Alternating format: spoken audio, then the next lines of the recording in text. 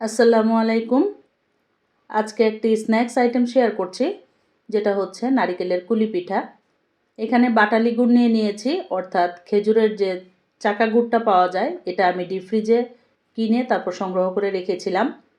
সেই গুড় আমি দিয়ে দিয়েছি চুলায়, জাল করে নিচ্ছি। আর এই নারিকেলটা আমি যখন হাতের কাছে এসেছিল তখন কুড়িয়ে ডিপ ফ্রিজে রেখে দিয়েছিলাম। তো সেজন্য আপনারা দেখতে পাচ্ছেন যে ডিপ্লোমার একটা দুধের প্যাকেট থেকে আমি নারিকেলটা বের করে নিয়েছি। তো আপনারাও চাইলে কিন্তু যখন বাসায় নারকেল আসে তখন যদি খাওয়া না হয় এভাবে কুড়িয়ে ডিপ ফ্রিজে সংগ্রহ করে রাখতে পারেন। তারপর যখন খুশি তখন পিঠা বানিয়ে নিতে পারেন। গুড়, নারিকেল এই দুটো জিনিসকে জাল করে একটা পুর তৈরি করে নিয়েছি। যতক্ষণ পর্যন্ত নারিকেলটা থেকে ফ্লেভার না বের হয় ততক্ষণ পর্যন্ত জাল দিতেই হবে। চালের গুঁড়া দিয়ে একটা কাওয়া তৈরি করে নিচ্ছি, অর্থাৎ রুটি তৈরি করার জন্য। পরিমাণ মতো পানি দিয়েছি আর পরিমাণ মতো লবণ দিয়ে দিয়েছি। আমি যতটুকু বানাবো ঠিক সেই পরিমাণে দিয়ে দিয়েছি। আর এই চালের গুঁড়াটাও কিন্তু আমার ডিপ ফ্রিজ থেকে আমি এখন চুলায় দিচ্ছি, আপনারা দেখতে পাচ্ছেন। এই চালের গুঁড়াও কিন্তু আমি গুঁড়া করে একটা বক্স করে ডিপ ফ্রিজে রেখে দিই সারা বছরের জন্য, যেহেতু আমাকে যখন তখনই রেসিপি করতে হয়। তো চালের গুঁড়াটা কাওয়া করে নিলাম, আপনারা দেখতেই পাচ্ছেন। যেহেতু ডিপ ফ্রিজের গুঁড়া, এজন্য পানিটা একটু কম দিতে হবে। আর এটা এভাবে শুকনা শুকনা ভালো করে কাওয়া করে নিতে হবে। পানির পরিমাণটা খুব ভালো করে খেয়াল করতে হবে। আর চুলায় যখন পানিটা আপনারা দিবেন তখন খুব ভালো করে ফুটিয়ে নিতে হবে। আর যদি শুকনা গুঁড়া থাকে সেই ক্ষেত্রে একটু ভয় কম, চালের আটার কাওয়াটা তৈরি করা অনেক সহজ হয়ে যায়।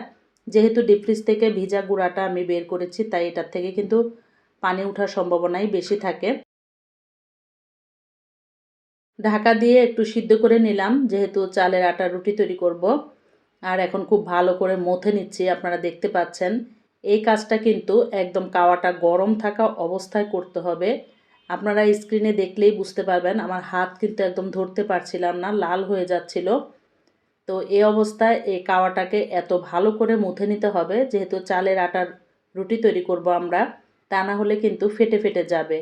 অনেকে আবার করেন কি যে সয়াবিন তেল দেওয়ার চেষ্টা করেন, মানে চালের আটার রুটিটা তৈরি করার সময়। আমি দেই না, আমার কাছে এভাবেই মনে হয় যেন ভালো।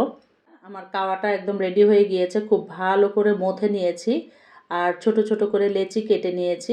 এখন আমি গোল গোল করে একটা করে রুটি বেলে নিব। আর রুটিটা বেলা হয়ে গেলে রুটির কাটার যে সাজ আমি কিনে নিয়ে এসেছি, ওইটা দিয়ে কেটে কেটে তারপর আমার পছন্দ মতো আকৃতি দিয়ে কুলি পিঠাগুলো তৈরি করে নিব। এই কুলি পিঠাগুলো চাইলে আপনারা সিদ্ধ করেও খেতে পারেন, আবার চাইলে আপনারা এটা তেলে ভেজেও খেতে পারেন। তো আমার বাসায় কিন্তু তেলে ভাজাটাই বেশি পছন্দ করে, সেজন্য আমি তেলেও ভেজে নিব। আর আমি একাই একজন কিন্তু সিদ্ধ করে খেতে পছন্দ করি, আমি সিদ্ধ করে খেয়ে নিব। এই যে দেখতে পাচ্ছেন আমি কেটে নিচ্ছি, এভাবে কেটে নেবেন। আপনারা যে কোনো কিছু দিয়ে আসলে কেটে নেবেন, হাতের কাছে বয়ামের মুখা থাকে, গ্লাস থাকে, যার যেটা সুবিধা। এভাবে কেটে নিলে হয় কি সবগুলো পিঠার সাইজ একই রকম হবে।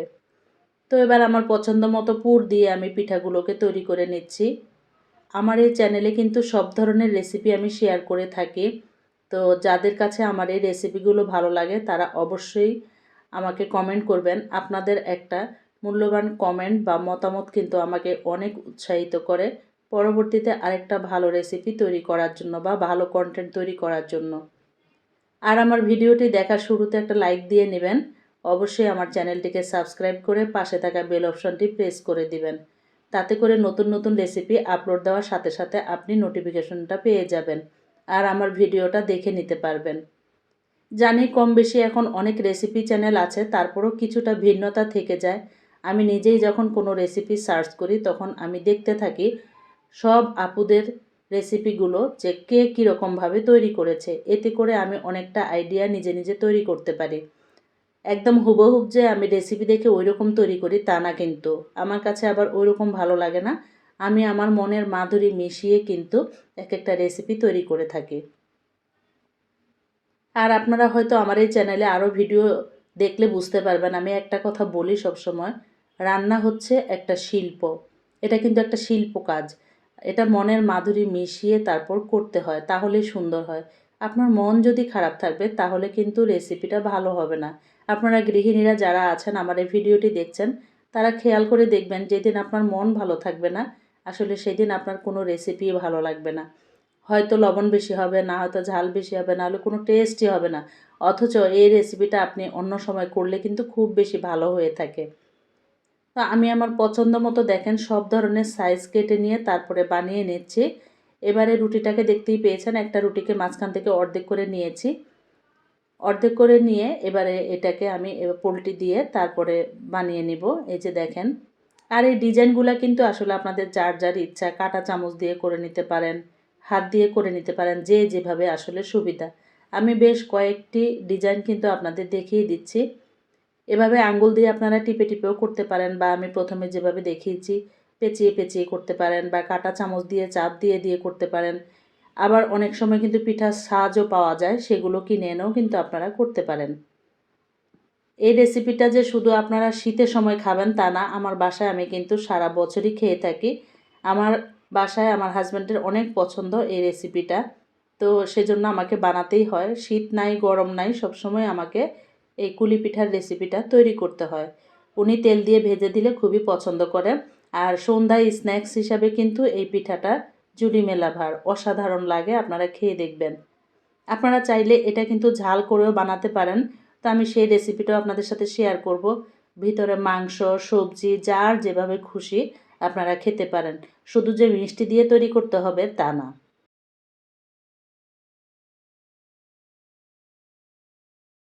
এই ভিডিওটি যারা আমার পেজ থেকে দেখবেন তারা অবশ্যই আমার পেজটি ফলো করে দিবেন।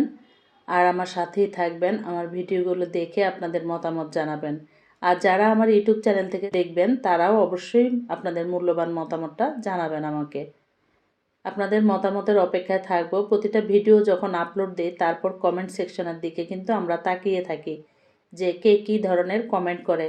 আর আপনাদের কমেন্ট অনুযায়ী কিন্তু আমরা পরবর্তীতে আরেকটা ভিডিও তৈরি করতে চেষ্টা করি। এতে করে আমাদের কাজের অনুপ্রেরণা বাড়ায়। আপনাদের একটি লাইক, একটা কমেন্ট আমাদের কাজের উৎসাহ বাড়িয়ে দেয়। তখন আমরা কি করি, আমাদের মন থেকে আরেকটা কন্টেন্ট তৈরি করি।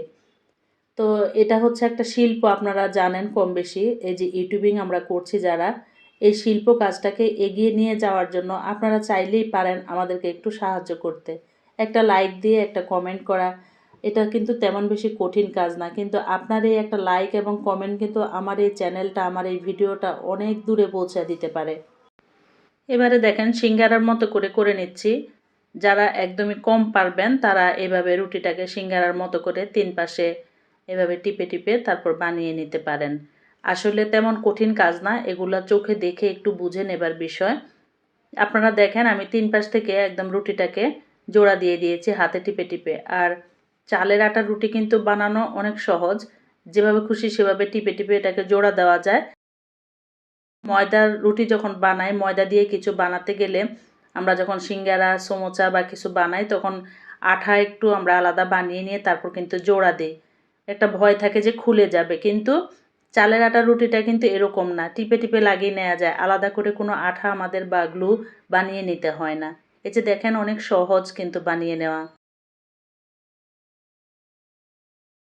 দেখা হবে আপনাদের সাথে আবার পরবর্তী কোনো রেসিপিতে। সেই পর্যন্ত আপনারা সবাই ভালো থাকবেন আর আমার জন্য অবশ্যই দোয়া করবেন। এই চ্যানেলটিতে আমি সপ্তাহে অন্তত একটি ভিডিও আপলোড দেওয়ার চেষ্টা করি। তবে মাঝে মাঝে অসুস্থতা থাকার কারণে কিন্তু আমার ভিডিও শেয়ার করা হয় না। সেজন্য আমি দুঃখিত, আপনাদের কাছে সময় চেয়ে নিচ্ছি। প্রতি সপ্তাহে একটি করে ভিডিও পাবেন। আর সবগুলো পিঠা কিন্তু আমার বানানো হয়ে গিয়েছে, দেখতেই পাচ্ছেন। তো পিঠাগুলোকে আমি এখন ডুবা তেলে তারপর ভেজে নিচ্ছি। আর আপনারা এভাবেই কিন্তু চুলায় পানি ফুটিয়ে নিয়ে তারপর একটি স্ট্রেনার দিয়ে এই পিঠাগুলোকে আবার ভাপিয়ে সিদ্ধ করে খেতে পারেন। তো সেই প্রসেসিংটা আমি আজকে আর দেখালাম না, পরবর্তী কোনো ভিডিওতে আবার দেখিয়ে দিব। এটা অবশ্যই আপনারা পারবেন। চুলায় একটি হাঁড়িতে, বা আপনাদের যদি স্টিম হাঁড়ি থাকে তাহলে তো ভালো। মোমো যারা সিদ্ধ করেন তারা অবশ্যই বুঝবেন। মোমোর মতো করে আপনারা সিদ্ধ করে নিতে পারবেন। অথবা যাদের স্ট্রেনার না থাকে তারা আপনারা যে কোনো একটা কাপড়, বা আমরা ভাত তরকারি ঢাকার জন্য যে চালনগুলো বাসায় থাকে সেগুলো দিয়ে তারপর পিঠাগুলো ভাপিয়ে নিতে পারেন। তো সবভাবেই বলে দিলাম, আপনাদের যার যেভাবে সুবিধা সেভাবেই আপনারা আসলে তৈরি করে নেবেন। আর এই কাজটা কিন্তু একটু ধৈর্য সহকারে করতে হবে, যে পিঠাটা একটু মুচমুচে বা লাল হওয়া পর্যন্ত একটু অপেক্ষা করতে হবে। চুলাটা বাড়িয়ে কিন্তু খুব তাড়াতাড়ি আপনারা ভেজে নেবেন না, তাতে করে খেতে ভালো লাগে না। আপনারা অবশ্যই জানেন সিঙ্গারা ভাজতে কিন্তু অনেক সময় লাগে, তাই না? ঠিক তেমনি করে আপনি একটু সময় নিয়ে চুলাটা মিডিয়াম থেকে একটু লো আঁচে রেখে যদি এই ধরনের স্ন্যাক্সগুলো ভেজে নেন তাহলে দেখবেন মুচমুচে বা কুড়মুড়ে হবে। আর সবসময় কিন্তু আবার এই ধরনের খাবার খাওয়াও ঠিক না, স্বাস্থ্যের জন্য খারাপ। তবে মাঝে মাঝে তো আমরা একটু রুচি চেঞ্জ করতেই পারি, কি বলেন তাই না? তো বিদায় নিয়ে নিচ্ছি। এই যে দেখেন আমার পিঠা। আল্লাহ হাফেজ।